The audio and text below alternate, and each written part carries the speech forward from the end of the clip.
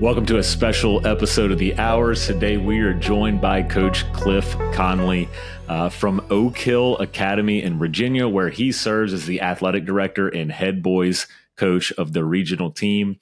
This is Coach Clif's second year running Race in Space, and he led his team to a national championship. We're excited to hear more about his journey and experience running Race in Space. So glad you're here. Let's jump into the podcast. Well, I want to welcome my friend Clif Conley to The Hours today, joining me and Mark. It is a pleasure to see you again. Clif and I have gotten to spend a good amount of time on the basketball court together and talking basketball. So it's a pleasure to get to hang out, Clif. Great to be with you guys. Thank you for having me. Yeah, so you already know a little bit about Clif, but we're jumping right in to the small question, Clif. Here it is. First small question. You and I are having a shooting competition in a gym right now. Who wins? Every shooter's going to say themselves, so I'm still going to say myself. I respect that. I like that. I knew you were going to answer that, but I had to ask anyway. I was actually working with an athlete who flew in out here from South Dakota, and we're talking about shooting. And I said, you're going to be the best shooter in the state of South Dakota. I'm like, do you believe that? And he was kind of waffling, right? And I said, well, until you believe you can be the best shooter in the state of South Dakota, you'll never be a great shooder. Yep. Because no great shooter is ever caught by surprise. When did you decide or believe or know that you're going to be a great shooter? Oh, man. Thankfully, I had a dad growing up that poured into me on that skill. And I teach shooting as a profession now as well. But really from a young age, when my dad would force me to not go shoot threes like all of the other fourth and fifth graders were doing. And in the warm-up lines, everybody's doing that. And I'm getting pissed off going and shooting at the block 5 or 6 times.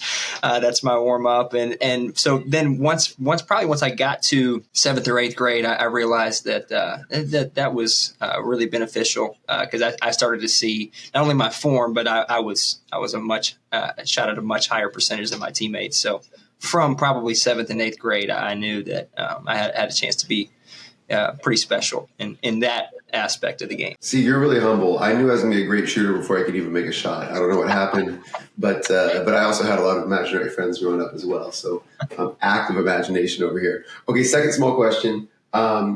We've been going back and forth on this, and Mark and I have actually been getting blasted by coaches in our community, but we are not moving off of our answer on this one. Mark knows where I'm going here.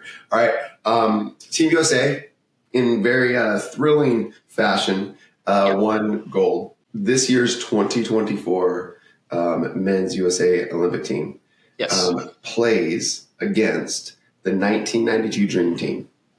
They're just magically transported to some place right now, both at current state and then the 92 current state. And they play basketball under FIBA rules.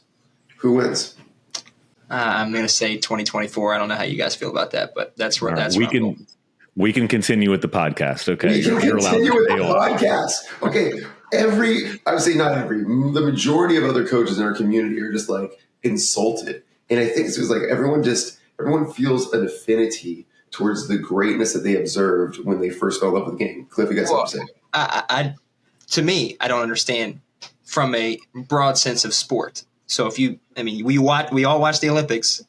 The times now in track and field are much faster than they were 20, 30 years ago. So isn't it natural to assume that every other sport has gotten better? To me, that would make sense, but maybe I'm wrong.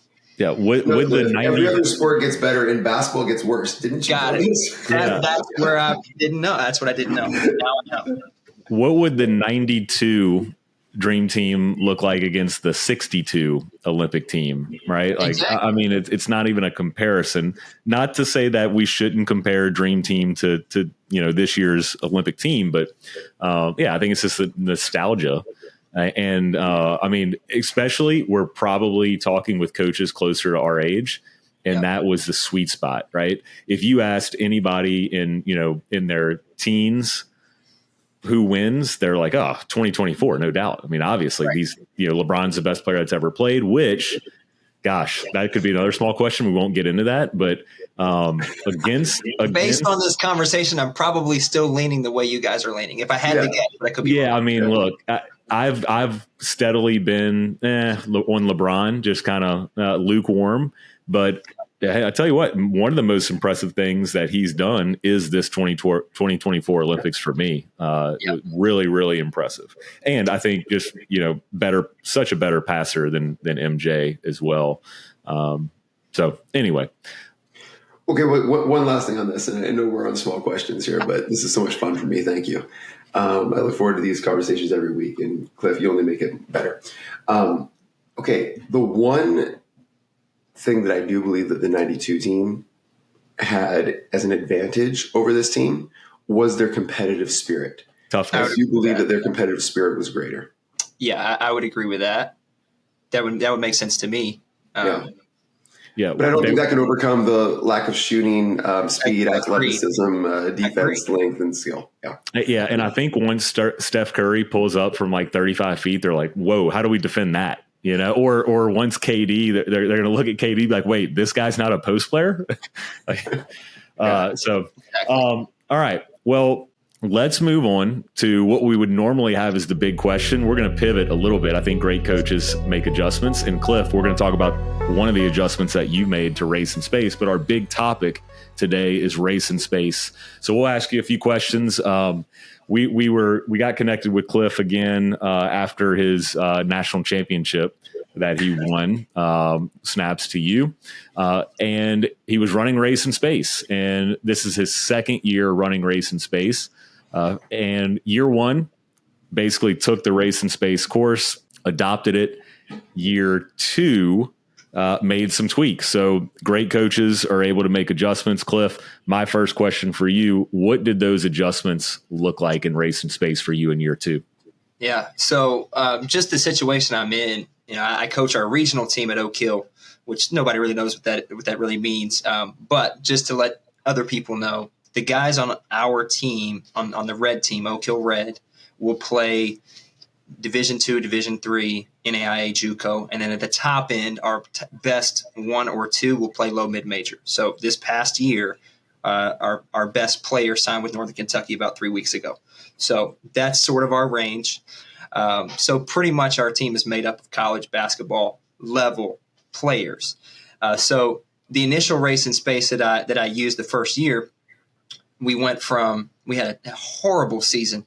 My last year as an assistant coach has nothing to do with coaching. We just did not have players to compete with the teams we were playing against. So we won 3 games that season. We go into race in space, and I think that my first year we win 22.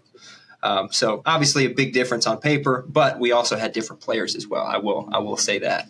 But the biggest thing that I found is, I had guys that were capable of being a racker, were capable of being the dragon, but because there was someone slightly better than them at that spot, they were confined to the lock spot or to be a rabbit or whatever the case may be, even though I knew that they could probably serve in a different spot. And I also knew from the college recruiting perspective, while every college coach that I know says, "Hey, yeah, we love shooters. We want guys that can catch and shoot and play defense." They want to see them do something else at the high school level. So it would be hard for me to help them get recruited if they were only in the lock spot or if they were only a racker even. So I try to figure out a way to give them an opportunity to move within that system and find different places on the court. So, Mark and I talked about this a little while ago, but we prioritized a specific racker on every dead ball or made basket, and we did the same thing with our dragon. We called them a little bit different. We called them star and circle just because it was easy for me to put an asterisk next to a name or a circle next to a name on our lineup sheet on the bench. So that's pretty much what we refer to them as. But then everything else is pretty wide open. So it's basically a race to, hey, if you want to get to that lock spot and catch and shoot, you got to be the first person there. If you're not, then you're flowing into the other side or you're flowing into the rabbit spot or wherever the case may be.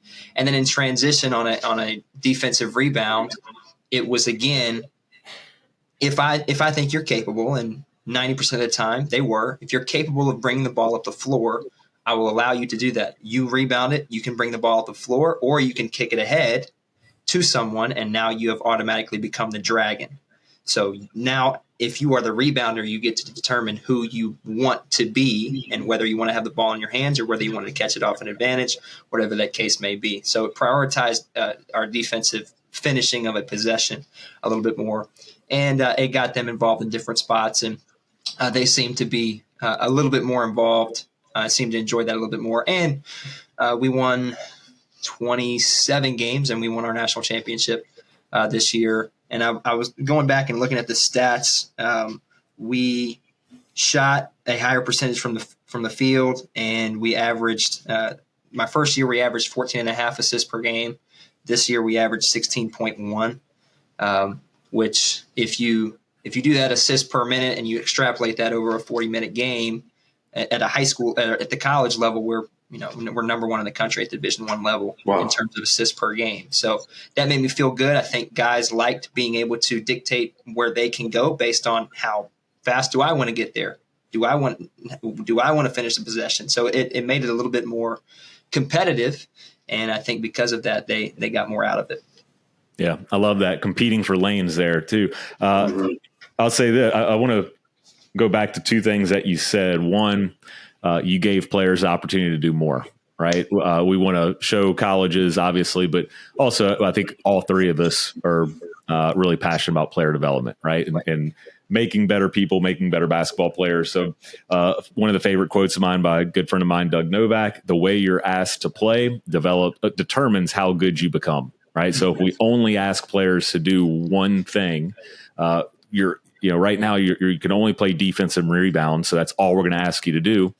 Well, a couple of years later, that player's a senior that can only play defense and rebound because that's all we've asked them to do. So I love that you gave them that freedom. And then I love the tweak of, I think it was circle and star for your rack or dragon. I think it's a great example. And Tyler and I, we were talking about this the other day is coaches, if you have a system or a terminology in your implementing race and space or LockLeft or one of our systems, feel free to tweak the terminology that works for you, system that works for you. Cliff said, easy for me to do a circle or an asterisk. That's a great example of make the system work for you. You don't have to work for the system and change everything. So really, really nice job there. That was great to hear. Cliff, all right. Curious here. I know you were going to probably get this one, Mark, but what did you run before race and space? What were you coming from? And I think that would serve a lot of coaches because they're all coming from somewhere. Right. Well, the previous head coach, so that was my first year head coaching. The previous head coach, he did not like running plays. He did not like them.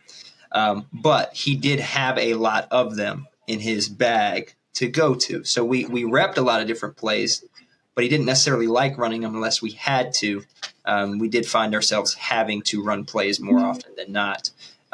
Same thing with out of bounds plays, sideline out of bounds plays. So, I saw a lot of that, but, just from my mind and being involved with PGC and, the game is not, it shouldn't be play driven, especially. And I think at my level and in my position, I'm not trying to teach them plays. We're teaching them how to play.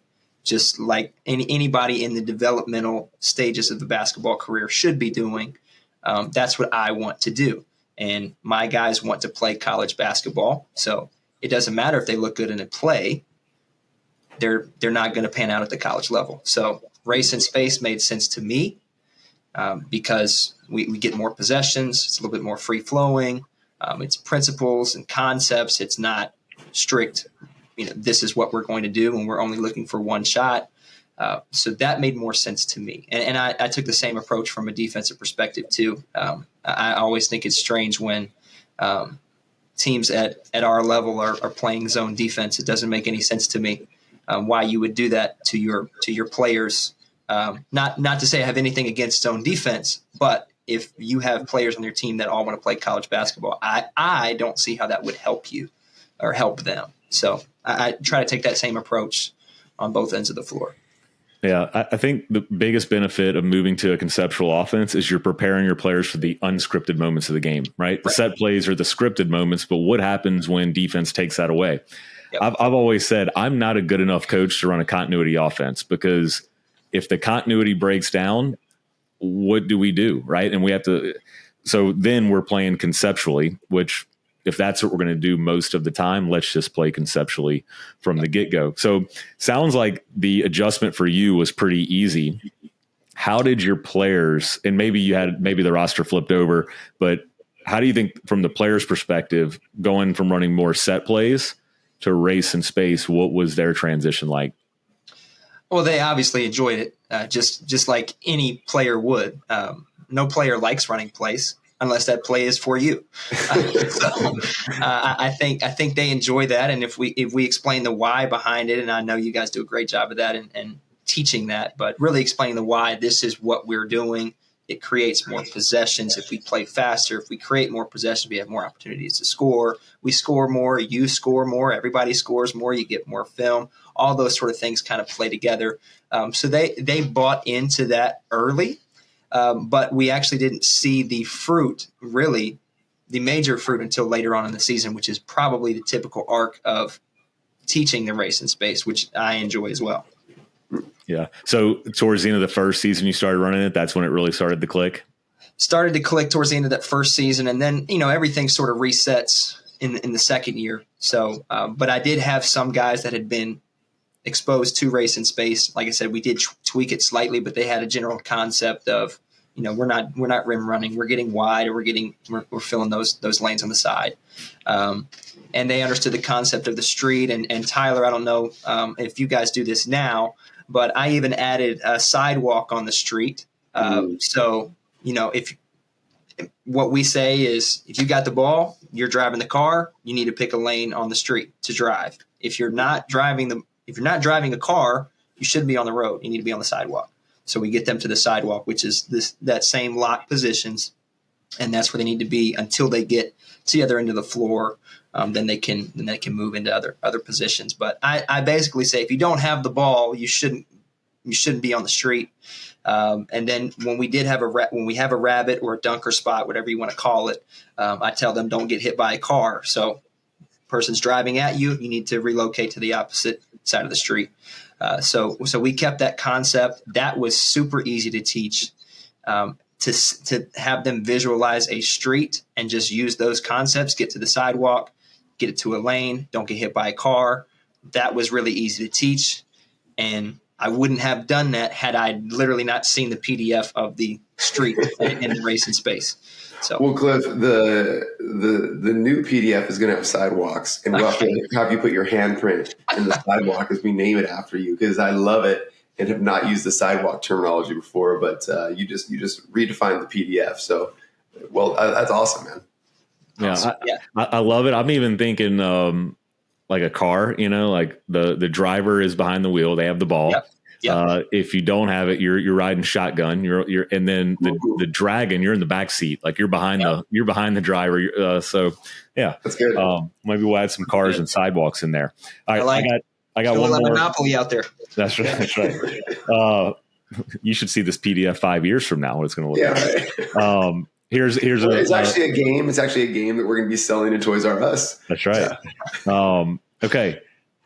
Did you change the way you installed race in space from year 1 to year 2? Any learnings on your end that you implemented year 2, or was it, hey, the way we did it worked really well, copy paste? What did that look like? Not necessarily in how I taught it, but year 1, I'm going through it. I'm learning as they're learning, so I don't really know what's next. So I am going. I may be a day ahead of them in my head. So after I've seen it for a year, I've got a general idea of this should be our next step. So explaining, and I know we might get to this, but you have to teach racing really, really well before we can move to anything else. And so we stayed on racing my first year. We stayed on racing all the way through the first semester. So, but I wasn't able to tell them here's what's coming next because I couldn't move past that because it didn't feel like we were racing well enough. But this year I was able to say, hey, I want to teach some concepts in the half court, but the only way we get to teach concepts in the half court is if you guys learn to bolt down the floor and get to space as fast as possible. And so from teaching from that lens, they understood that actually we weren't going at my pace, we were going at their pace. And it was all up to them as to how far we got into this offensive system. Man, you are speaking our language. People always ask, like, what do we do at the youth level, right? Or at my freshman level? You start at layer one, and when they're ready to move on, you move on. That's why layer one is race the arc. So really nice job of prioritizing that. Also, I love that you stuck with race and space, even though it sounded like you didn't hit your stride till late in the year. If you're a coach that is constantly changing offenses from year to year, like you said, you're building the plane in the air, right? You're one day ahead of them. If you stick with a system for several years, you become an expert teacher of it. You can foresee issues before they arise. When an issue does arise, you know how to troubleshoot it. You know how to solve it. If you're always changing, you're in year one of that offense, and your players are too. So they don't have experience to draw from too, and likely why you won a national championship in year two, right? Every team that runs race and space wins a national title at some point. So you just have to stay with it long enough. And then year three, you're going to be better. You're going to find even more efficient ways to teach it. Your players are going to have more experience, and then you just get that flywheel effect. I think when your approach is good, everything follows and flows. I heard that, and that really stuck with me. So, and that's what it means to have an identity. So love it, man. You were doing an excellent job. I got good players. That helps. And they listen. Doesn't it always? But hey, here's what I always say. Like I say, you're doing an excellent job. You could have really good players, and coaches can mess that up just as much as they can move them along. Right. Clif, anything else you want to share in your experience with race and space? Actually, let me say this. I have one more question. You talked about racing as a priority. You might have already answered this by saying that. Okay. We run the race in space. What is more difficult to teach, racing or teaching player spacing? And I think y'all did a really nice job of finding the sidewalk in transition. So I'll say this. Is it harder to race in transition or to teach players how to adjust their spacing and maintain spacing in the half court? I think it's a great question, and I wish I sort of want to say both, but I think racing has to be taught the entire year, and I know that Tyler's mentioned this when I've watched videos about it, but that bolt is important. So you've got to train that bolt every single day, whatever you're doing. So I would say it's easy to drop the ball on that, and I've done that. It's easy to drop the standard, and, because maybe it's, okay, we're going to bolt after every drill to the next drill. We're going to bolt to our water breaks. We're going to bolt from dynamic warm-up to ball, whatever it is. It's easy to say, and you're all in week 1, week 2, and then when you get to week 20, you're not thinking about that as much. So I think that it's difficult to hold the standard. It's difficult to hold the standard because it's been so long. But the concept of bolting and racing is not hard. It shouldn't be difficult to teach. It may be difficult to hold the standard just because of how long you have to continually emphasize it. Yeah. I would say spacing, I tweaked a little bit of that, but I love the ideas of triggers and just basic motion. I think I tried to figure out a way that offensively made sense, or what are movements that work offensively against a man, against zone, and against a press break system. And I found those movements, and we have different triggers that we can use against any defense. So we're teaching just one offensive conceptual idea that can work against a variety of defenses. Now that takes time as well. So a lot of short-sighted games, a lot of really being specific on, this is what we should do on a split action. This is what we should do on a get action. This is what we should do on a zoom action, or this is when we get to a zoom, or when we get to a split, or when we get to a 45 cut. But you have to break that down, and you have to be willing to not get to all of those things and just be really good at one or two. Very good. Well, awesome, man. Great insight on race and space. And Clif, what we do in the mailbag is we answer questions from our community. So we have an online community that constant engagement, and we will pick questions from the mailbag and just go a little bit more in depth with them, and would love to get you hear your thoughts on these as well. I'm going to throw this one to Tyler here first. This is from a coach that is a high school coach that runs primarily zone, and he's asking how to approach his feeder programs. Should they start running your zone defense at the feeder or youth level, or should we teach them man-to-man first and then make the transition to zone when they get to high school? Perfect. Am I choppy for you, Mark? I'm a little choppy video-wise for me. Can you hear me okay? Yeah, your audio is good. Your video did get a little choppy. Okay, we'll rock with the audio then. I'll just give a simple answer. Start running man and youth, and it will develop better individual defenders. And they'll be better individual defenders, whatever system you run at the high school level. Our youth players in our academy here, they don't get properly matched up a single possession in their entire game. But we try. And in the trying, I think they are developing. And they have developed, right? And so they will, I believe, in the long term be better. And then once you do that, I would say this to the coach as well. Once you do that over a series of years in progression, I think you'll probably have options to run things other than zone at the high school level, which is great to have options as well. It's much easier, even as Clif said, it's much easier to take a heady defender that can guard man-to-man and plug them into a successful zone defense than to try to go the other way. That's nearly impossible. Clif, any thoughts on that one? Man, I was basically going to say something along those lines. Not a whole lot to add. The only other thing that I would add is you think about the player as well. Player might leave, may not get all the way to your high school system. So think about their development. They may be seeing something different from if their parents move or whatever the case may be. So teach them how to play basketball, and the simplest way is man-to-man. I would echo everything else Tyler said. Yeah, and a lot of principles are universal too. Maybe how you're going to close out in the zone, where you funnel the ball in the zone can all be the same as man-to-man. So, I think we're all in agreement there. Starting with man-to-man is only going to make you a better zone team. A good zone looks like man-to-man anyway. All right, next question here. This was actually from a courtside coach. So I met one-on-one with this coach, and we spent about 45 minutes on this one, but I'm interested to hear y'all's take on this one as well. So this coach has a player that's trying to do too much. He's really talented, but sometimes he goes for the flashy play. He'll take a poor shot. He'll try to make fit a pass into a really tight window, or he'll over dribble the ball. So ball stick, forcing some passes, forcing some shots, trying to make the hero plays. This coach has talked about hitting singles instead of going for a home run, which I really liked, but it's not landing for him. It's not connecting yet. What are some tools that we would use to get this player to scale back a bit? I think they've already done film study, to my knowledge. He did not say film in there, so didn't. Okay, that could be first. Film would be one. I'd say if they've already done film study, the next question that I would have is, has it been individual and team film study?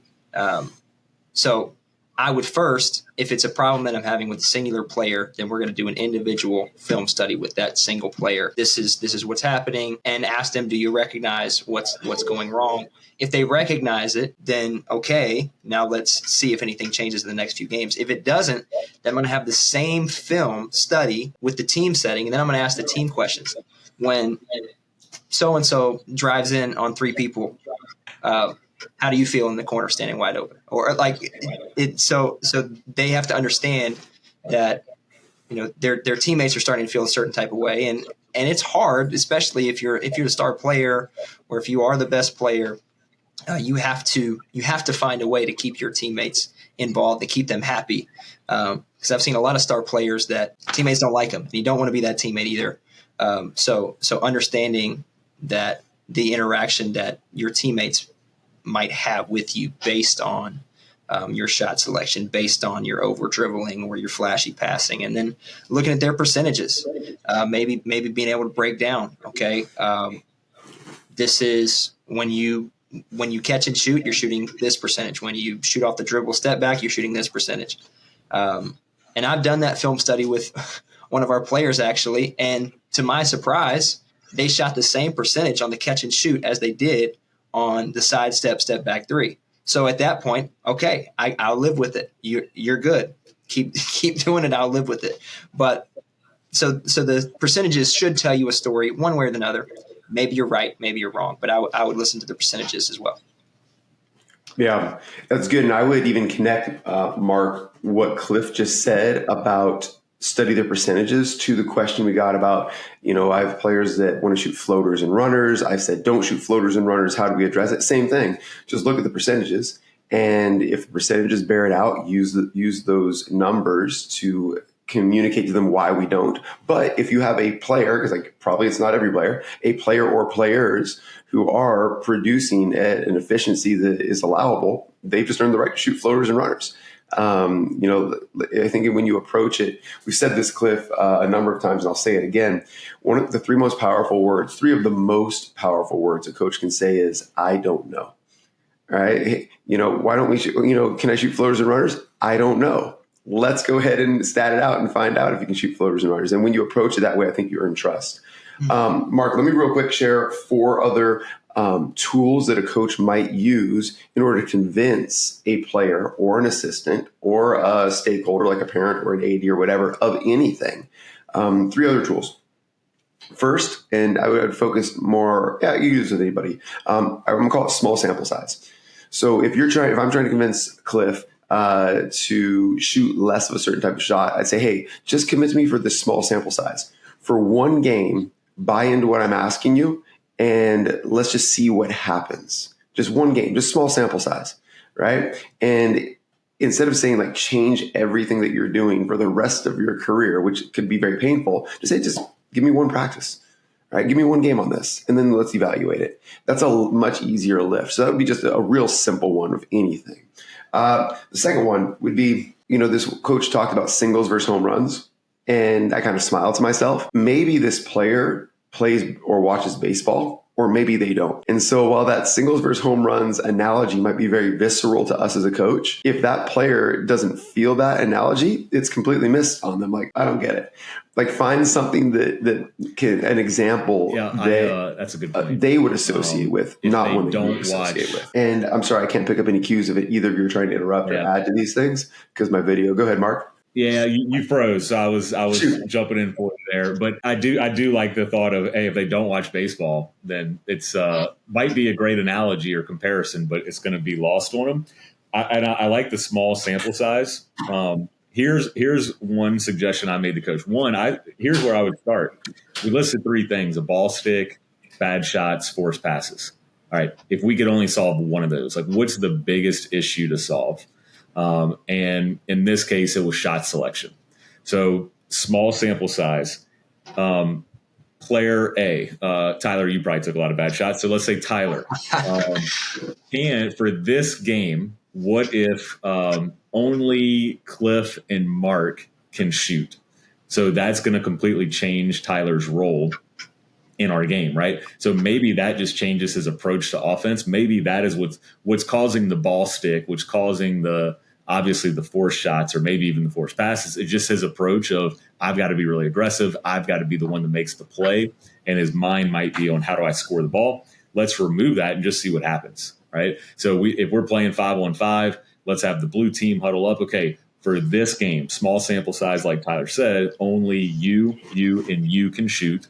You 2 players can't shoot. So that might change the approach. Like I said, I had a consulting call with this coach. We have not had our next one.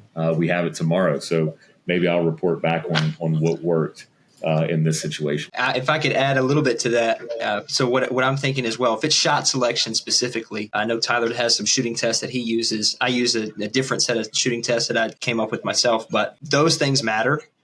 Having them pass certain levels, I treat it like levels.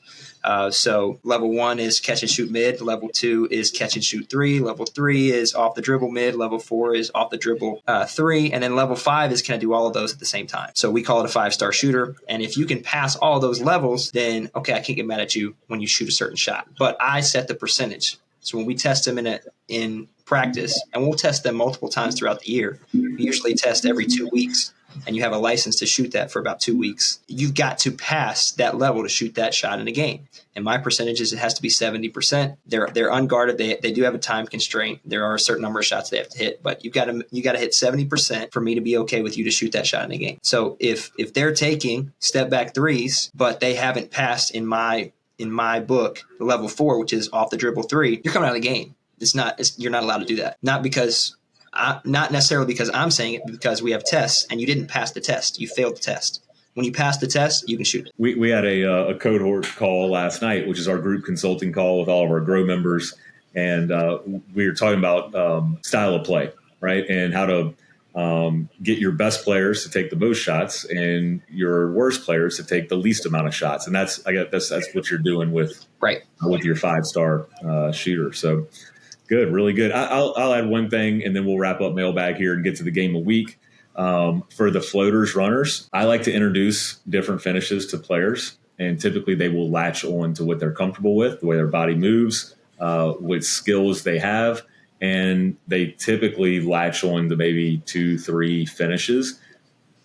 I wouldn't look at it as what finishes are we going to teach, because they're not all going to use them. It's, can our players find solutions? And if there's let's say a player sliding over to take a charge, or there's a big in front of me and I use a floater and Tyler uses a pro hop and Cliff uses a Euro, we're all right if that is something that's in the bag, as the kids say. So sometimes as coaches, if we're wired to shoot a floater or we're wired to pro hop and a player does something else, it's like, oh, no, hey, you should have pro hopped right there. And that's just because that works for us. Yeah. So introduce a read or force a read decision. And as long as your players are finding solution, you shouldn't get too caught up in what the finish is if the analytics are saying that they can make that shot.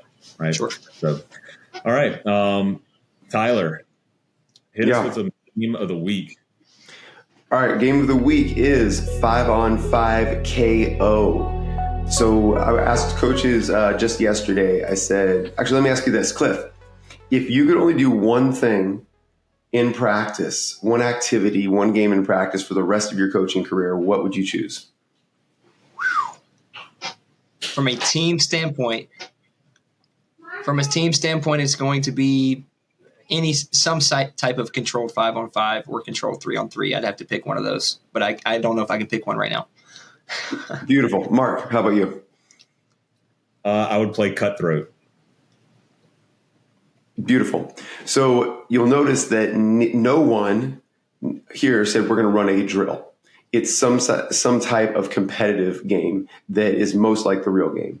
So if that's the only thing that we would run if we could choose it, then think about how you spend the majority of your practice time, coaches, and it should probably trend towards that.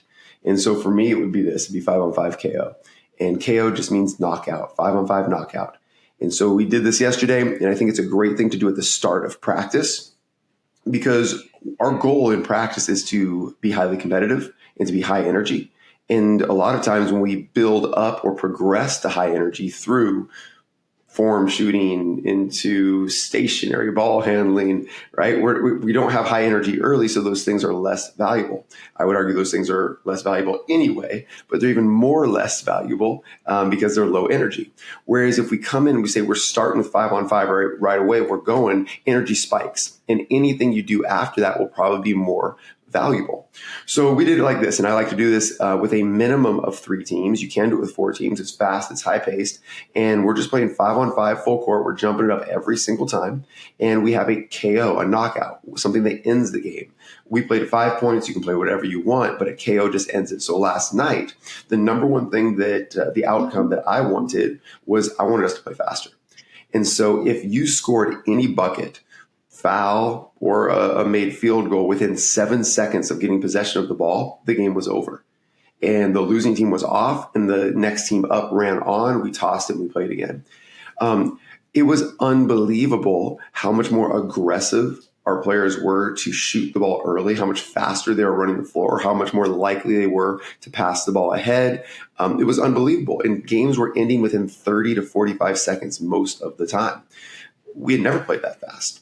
And we had a number of new players joining our club that were just like breathing hard, hands on their knees, like because of how hard they had to play. So instead of me saying, hey, it's really important we race, let's just isolate bolts, right? Or whatever, we just played 5-on-5 with a knockout. We played, I think we played to 10 wins. So it ended up with our winning team had 10 wins. The next team had 8 wins. The next team had 7 wins. I mean, so we played, what is that? Nearly 30 games within the space of 35 minutes. And after 2 to 3 games, I would identify, these are big magnets on the floor. Here's how we shape it. I would identify, here's how we get behind the defense and make a rim run. I would identify, if no 9, let's get an early 7, whatever, would just coach the game. And so I think that is the game of the week, is whatever you want to improve on, offensive rebounding, ball movement, getting into your actions, whatever, make it the KO. Right? If you want to get into your trigger of your Rose series actions, okay, you score off a fingers cut, it's a KO. Right? If you score off an offensive rebound, it's a KO. If you score off of whatever, if you score off of a 2-out pass or a click, it's a KO. Whatever you want to get better at, measure it, and you will see drastic improvement. And another beautiful aspect of this is the conversations on the sideline that the team off is having are going to be about the thing we want them to talk about, because that's how they win. And I just had my assistant coaches helping the teams on the sideline prepare to win with how they can get the KOs a little bit better. I didn't have to stop and teach one person that wasn't doing their transition job. My coaches could take care of that, and we could maximize reps. So if I could do one thing for the rest of my basketball career, it would just be that. I love it. And I'll say this, cutthroat, my game is the exact opposite of KO, and it does the same thing. We arrive at the same thing. So KO is more of if you get it, game's over. Cutthroat is you identify one thing, and that's a violation. So Tyler mentioned offensive rebound, right? Offensive rebound could be the KO. An example for cutthroat would be, we're going to play 5-on-5 or 4-on-4, 3-on-3, doesn't matter. But if you don't go for an offensive rebound, violation, your team is off. So it's like you lose the game if you don't do that. So if you think maybe you're trying KO and it's taken too long, like we're making an offensive rebound, we're just not getting any offensive rebounds, then maybe flip it to cutthroat. I also love this, Tyler, and maybe this is the teaching tool this week, but you mentioned it's a measurement, right? So a fingers cut score is a measurement, or offensive rebound is measurement, or ball movement is the KO. Sometimes, or oftentimes, I think we think of measurement as like, oh, we have to stat it and chart it during practice. Players remember what they think about. So if we can create a victory or a success criteria or primary focus for any drill or game that we play, that is a form of measurement. It doesn't have to be something that you stat. Again, we were on our group consulting call with our members last night, and one coach had the question of, well, I don't have any assistant coaches. How do I measure things?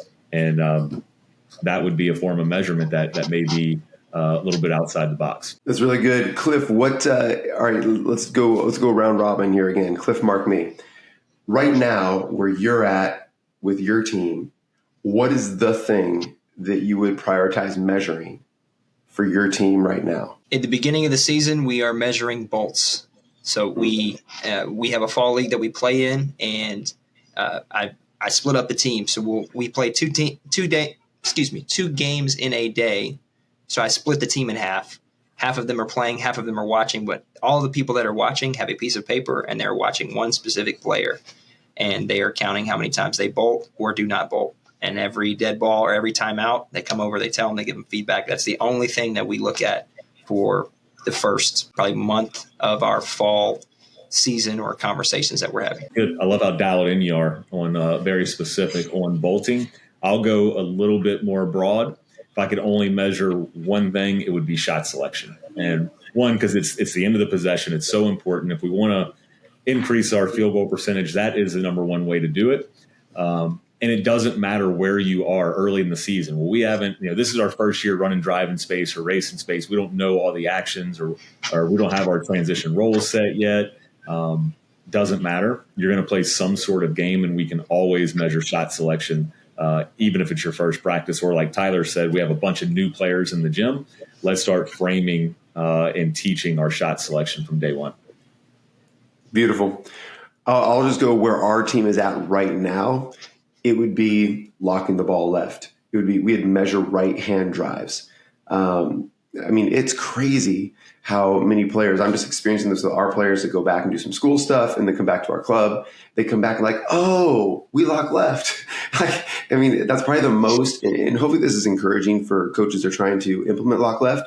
It's probably the most, it's the habit that is most contrary to how other programs or coaches might teach.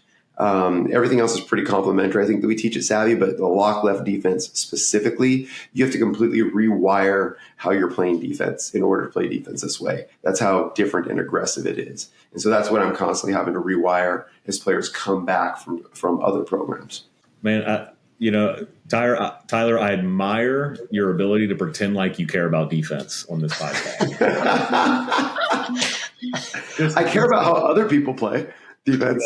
Just kidding. I was thinking though, like I was thinking which one is yours going to be, and I didn't even go to defense. So when he said lock left, I'm like, really good. Oh yeah, he does care about defense. I'm glad somebody's thinking defense on this podcast. Defense wins championships. That's right. Yeah. Thanks, Clif. Exactly. Until good beats that good D, right? Well, Coach, thanks for being a guest, man. This was fun. We'd love that you're running Race in Space. We'll have to do this again sometime, and maybe we'll look at some film of your team and break it down and talk through it. And thank you for coming on, man. We wish you the best of luck in year 3 of running Race in Space, and we expect nothing less than a repeat national championship. Wow, there you go. Well, you said when I came on this podcast, it was bright lights from the get-go. So you're not lying. I gotta fulfill the shoes now. But no, I appreciate you guys having me on. It's great talking with you all. Hope to do it again. Let's do it.